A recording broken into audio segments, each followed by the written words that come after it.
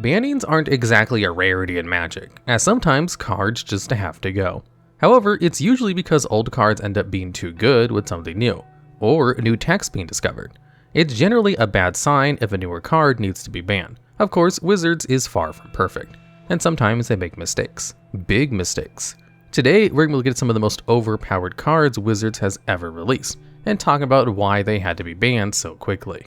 Starting us off at number 10, we have Geological Appraiser. This is a 3/2 human artificer with a cost of 2 and 2 red. When it enters the battlefield, you discover 3. This means you exile cards from the top of your deck until you exile a card that costs 3 or less. You either cast it for free or put it into your hand, and then throw all the rest on the bottom of the deck in a random order. The card was released in the Lost Caverns of Ixalan on November 17th of 2023, and was banned in Pioneer 48 days later on December 4th of the same year. So, why exactly did this card get banned? Well, Discover and the ability it was based off of, Cascade, are just inherently unfixable. As we'll see over the course of this video, if players can win the game off of casting a single spell, they'll find a way to do it, no matter how they have to build their decks. Ever since Cascade was printed, people have been building their decks with nothing but lands and particular cards that they wanted to hit off of Cascade, and would try to leverage that consistency to do completely broken things. Appraiser was capable of ending the game in a single turn thanks to the cards Mirror Image and Glasspool Mimic, which are 3-mana creatures that enter the battlefield as a copy of any of your creatures. When you cast Appraiser, you will always discover a card that copies it, and since Discover does let you cast the card you hit, the Enter the Battlefield trigger will go off again. Eventually, you'd hit your Eldritch Evolution, which would sack one of your Appraisers and let you cheat out a 6-mana creature from your deck. You would then go find Trumpeting Carnosaur, which would discover 5 when it entered the battlefield. This would find even more clones and eventually let you cast Doomscar Titan to give your whole board haste and swing for game. What that all means is that Geological Appraiser basically just read pay 4 mana, win the game. You may think this was completely unbeatable, which wasn't quite true.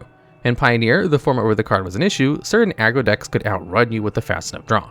And it's not like your deck was going to be slowing them down since you had to run no cards that cost 3 or less that weren't part of the combo. You can also completely ruin your opponent's deck by casting a kill spell on their Appraiser on their combo turn. However, just because it was beatable doesn't mean it was okay. Every deck would need to make sure they either could play faster than Appraiser could, which few were able to do, or just always had interaction up on turn 4, or even turn 3 thanks to Magma Opus, that let them create a treasure on turn 2. Even if these combos aren't the best thing to be doing, having them exist at all completely changes the way every other deck has to be built and played. Appraiser, being a 1-card combo, made it far too consistent, powerful, and oftentimes fast for Pioneer format. This led to the Appraiser needing to be banned almost immediately after being printed. This was also a bit of a controversy within the community because the player base basically took one look at Discover and said, that's going to be broken. Why did they print this? And was swiftly proven correct. Seeing Wizards repeat their mistakes after years of Cascade doing exactly this left a lot of players feeling like the company didn't know what they were doing, which was only made worse by one of their other cards we'll talk about on this list.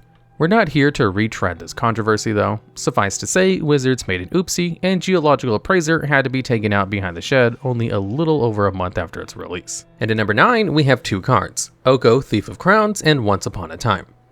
Both of these cards were printed in Throne of Eladrin on October 4th in 2019, and were banned in Standard 45 days later on November 18th of the same year. Oko is a Planeswalker for 1 green and 1 blue with 4 loyalty. He can +2 to make a food token, +1 to turn an artifact or creature into a 3/3 green elk permanently, and remove all of its abilities. Or a -5 him to exchange control of target artifact or creature you control, and target creature your opponent controls with power 3 or less. Once Upon a Time, on the other hand, is an instant for 1 and 1 green. It lets look at the top 5 cards of your library and reveal a creature or land card, then put that card into your hand.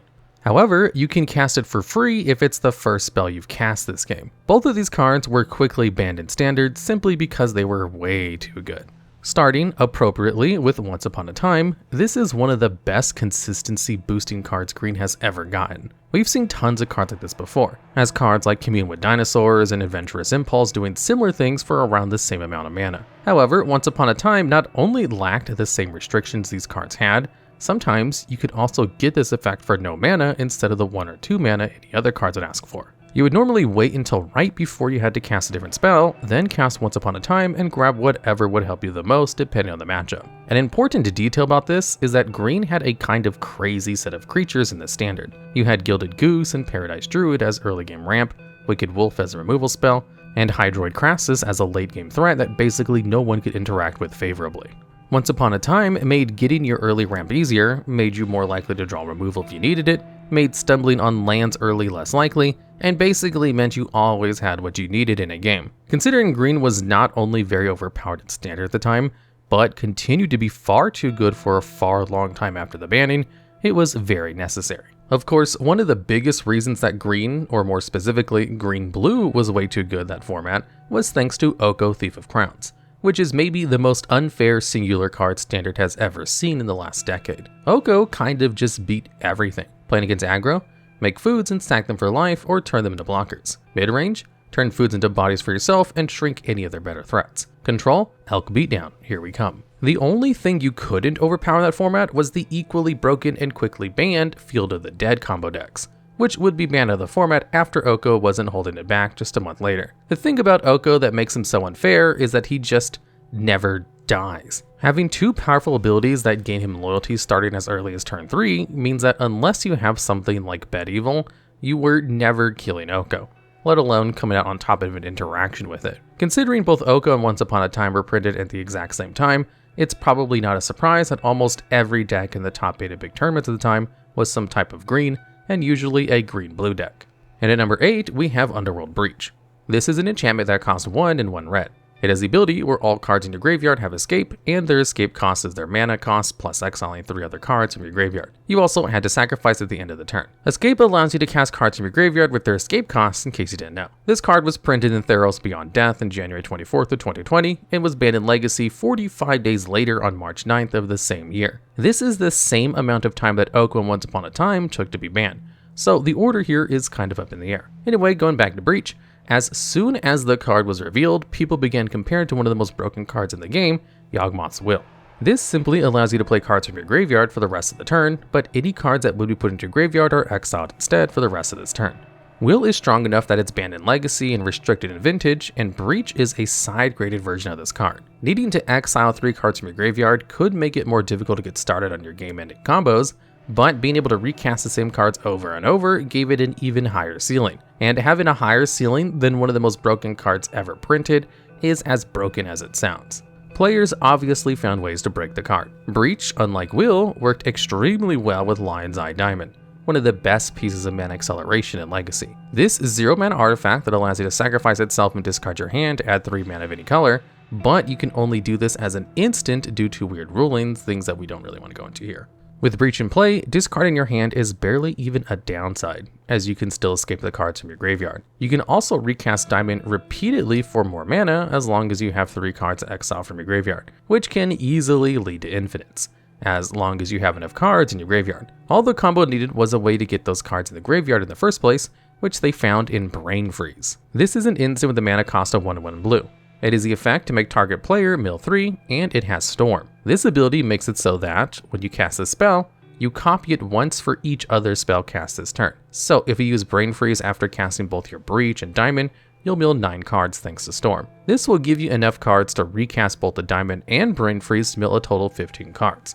This will give you so many cards in your graveyard that you can loop Brain Freeze as many times as you want. Eventually, you'll have a high enough Storm count, enough mana, and enough cards in your graveyard to Brain Freeze your opponent repeatedly to mill their entire deck. You can then just pass your turn and your opponent will lose due to deck out. The thing is, even if you got rid of this combo, people would find another way to break Breach with Diamond eventually.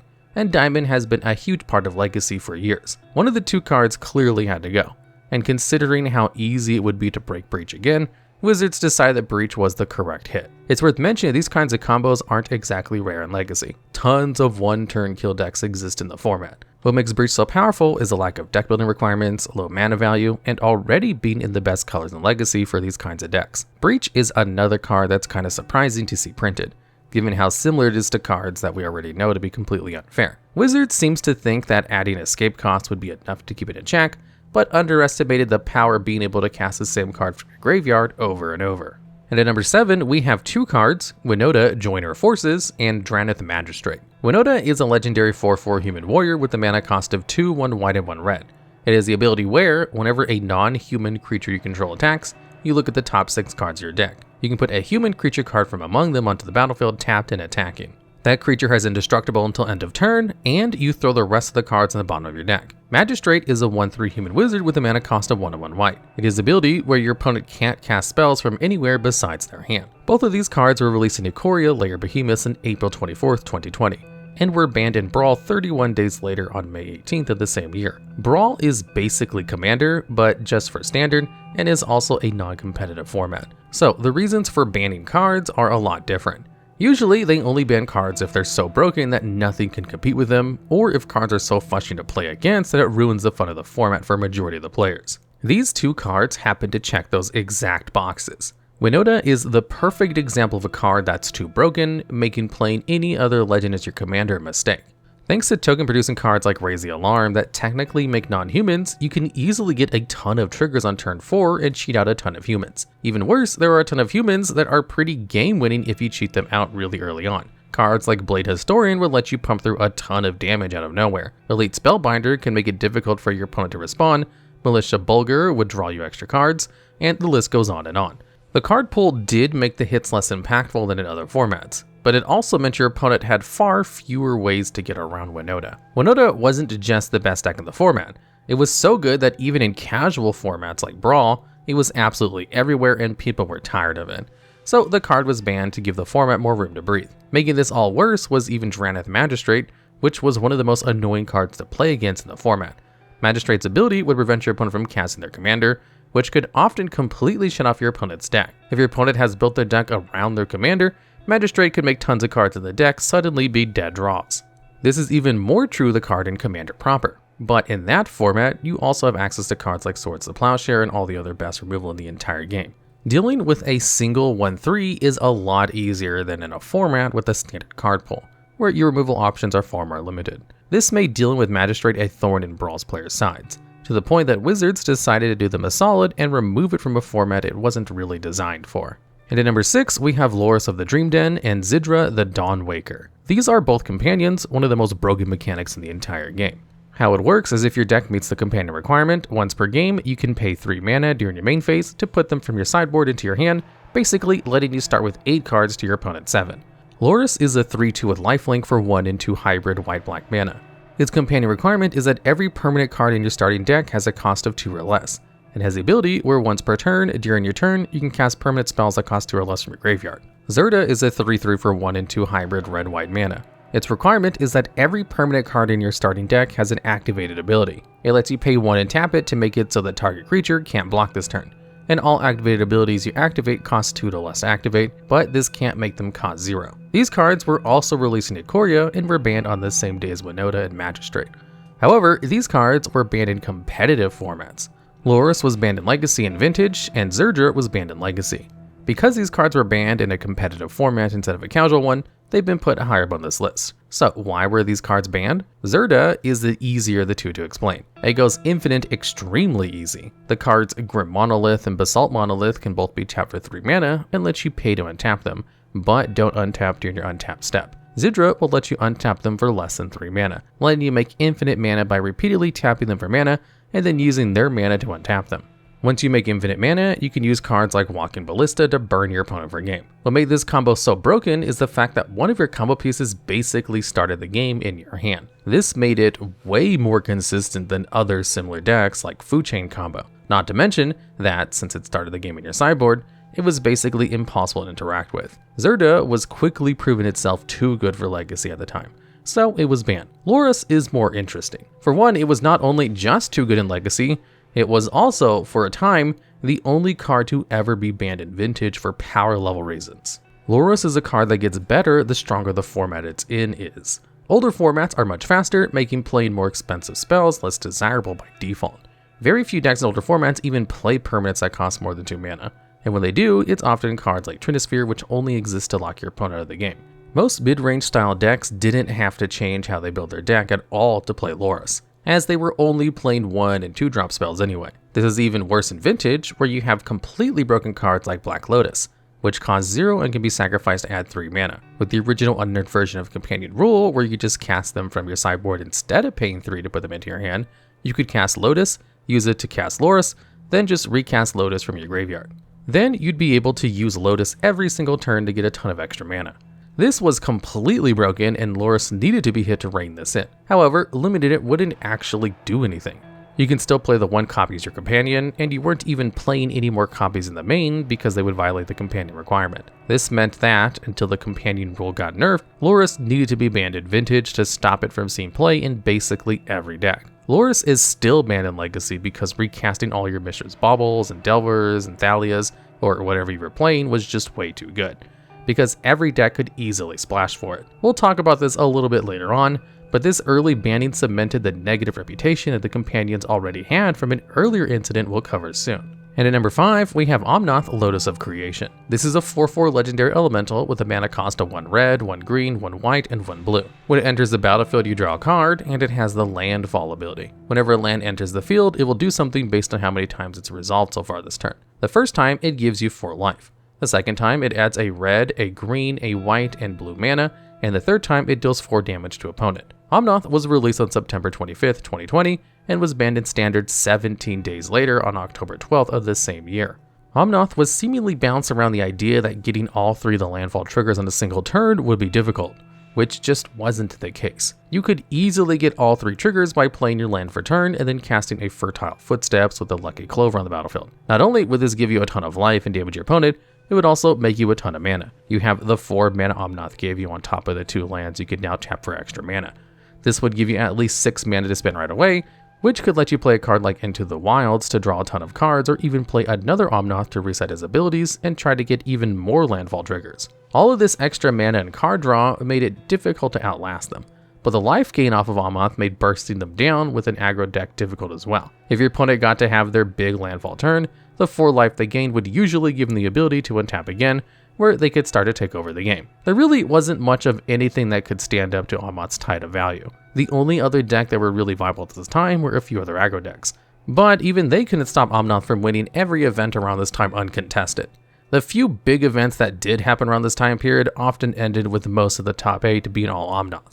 Considering that it was easily leading to a tier 0 metagame, the quick ban was easy to see coming. And at number 4, we have Memory Jar. This is an artifact with a mana cost of 5. It is an ability where you can tap it and sacrifice it to make each player exile their hand face down, then draw 7 cards. At the end of the turn, each player discards their hand, then returns all cards in exile this way to their hand. This card was released in Urza's Legacy all the way back in February 15th of 1999. It was banned only 14 days later in Standard, Extended, Legacy, so basically everywhere in March of the same year. Jar is a pretty infamous ban, as it was one of the only emergency bans the game has ever seen. Usually, bans are scheduled ahead of time so everyone knows when they're coming, but Memory Jar was such an issue that they had to go back and retroactively add it to the last ban list. Any card that says draw 7 on it requires at least a bit of attention. While 5 mana is a lot, Memory Jar has several things going for it. It's colorless, a permanent that can be cheated out, and can easily be recurred with cards like Goblin Welder. Memory Jar only got to see play in one event before it was banned, where it was played in a deck called Megrim Jar. Megrim was an enchantment for 2 and a black that deals 2 damage to an opponent whenever they discard a card. Memory Jar would make them discard 7 cards at the end of the turn, dealing a massive 14 damage. If you can resolve 2 jars with Megrim on the field, you'd be able to burn your opponent for lethal damage. What makes Memory Jar so broken is that it wasn't just a part of this combo, it was also a 5 mana draw 7 that you could cheat out with cards like Tinker available in the format. This gave you a ton of extra opportunities to find the Megrim to finish the combo, or to find your broken mana ramp like Mox Diamond, Lotus Petal, and Dark Ritual to dig even deeper. Urza's block was kind of famous for having a ton of broken cards in it, to the point that a ridiculous number of cards had to be banned. Memory Jar was just the tip of the iceberg, as it had a ton of support that made it almost impossible to play against. The fact that a card as powerful as Memory Jar had to be banned isn't all that surprising when the format had so many ways to abuse it. And at number 3, we have Tibalt's Trickery. This is an instant with a mana cost of 1 and 1 red. It has the effect where you counter target spell. Then its controller mills 1, 2, or 3 cards at random. Then they exile cards to the top of their deck until they exile a non-land card with a different name, and they can cast the spell for free. This card was printed in Kaldheim of February 5th, 2021, and was banned 10 days later in Modern on 15th of the very same month. This was probably intended to be a counterspell version of Chaos Warp, a removal spell that would replace the card with a random permanent. While Warp is often used as removal, Trickery's milling aspect made it very easy to abuse with cascade spells. Remember, I did mention we'd be talking about them again in this video. The strategy was to cast any Cascade spell in a deck with only Trickery as a spell that cost 2 or less. This would cascade into Trickery, which could then counter the Cascade spell to go grab anything they wanted. Usually it was Emrakul because taking an extra turn and annihilating your opponent's entire board was basically impossible to come back from. This really puts the controversy around Geological Appraiser and the Discover mechanic into a new light.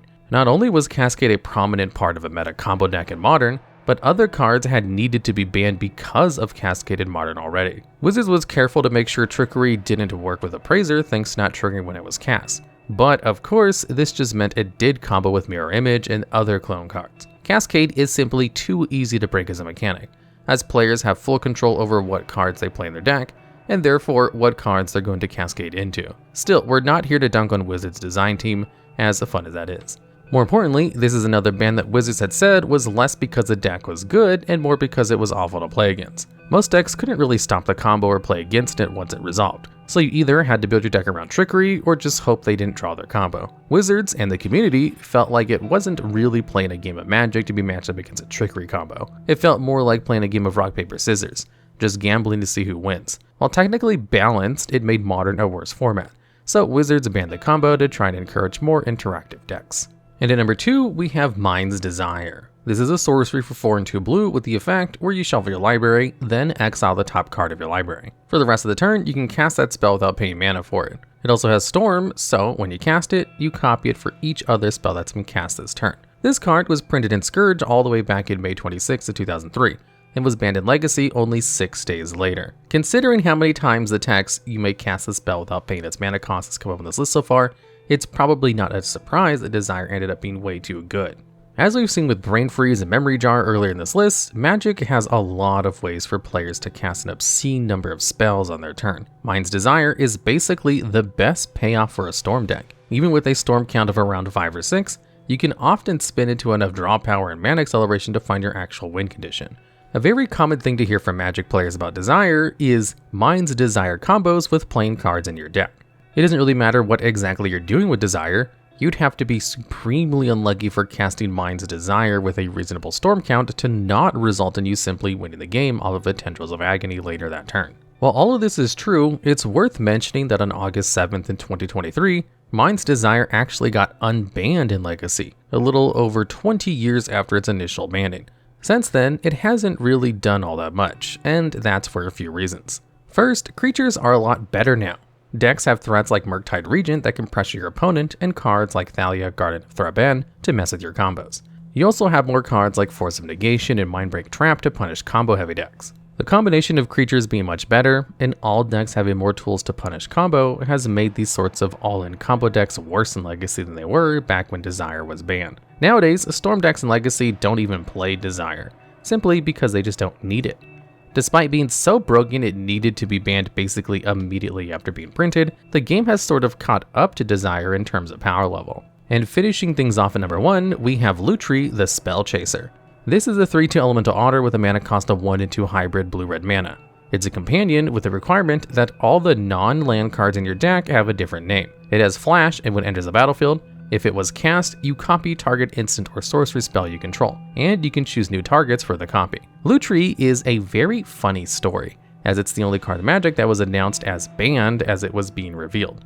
Not on release, mind you, during preview season, they announced that Lutri was banned in Commander. So, what exactly did this adorable little otter do to cause him to need to be taken out before even seeing the light of day? Well, the card interacted really poorly with Commander as a format. Commander is a singleton format by nature, so every deck, sans a few decks built around cards like Persistent Petitioners, already met his companion requirement. However, his color identity meant that only blue-red decks could play the card. On top of that, it was ruled so that the companions not only worked in Commander, despite there not being a sideboard for them to stay in, but because they were outside the deck, they didn't take up a slot during deck building like the partner commanders did. So, what exactly is the downside to playing Lutri in Commander? You don't have to build your deck differently at all.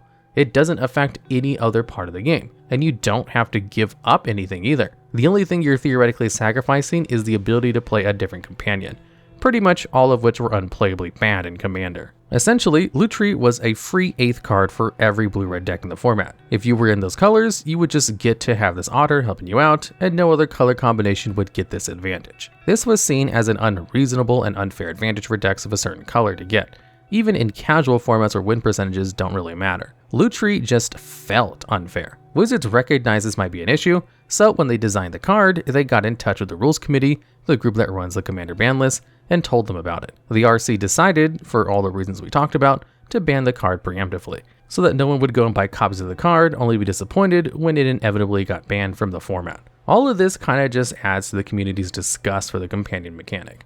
The very first thing that happened when we learned about companions was learn that one of them had to be banned. People didn't like the idea of Commander-esque mechanic invading other formats, and people were scared that Magic would become a game where cards outside of your deck consistently decided the outcome of games. After only a month, they were proven right, as Zirda got the Axe and Legacy, and Lurrus was shown to be so broken they had to break the rules of how they banned cards in Vintage to take care of it. All of this before they realized the mechanic itself was so good, they had to errata the entire thing to nerf it. The point here is that the companions were an unmitigated disaster, and Lutri was the first horseman of the apocalypse, the warning sign of what was to come. Not only is Lutri the fastest ban in the history of the game, there will never be a card that usurps it. Even if Wizards does make bigger design mistakes, they will still have to wait for a set to release before they ban any cards from it. Lutri is, without a doubt, the fastest ban in all of Magic's history, period. Alright, and that's the video. Do you have any ideas for future videos just like this one? If so, we'd love to hear about them down in the comments below.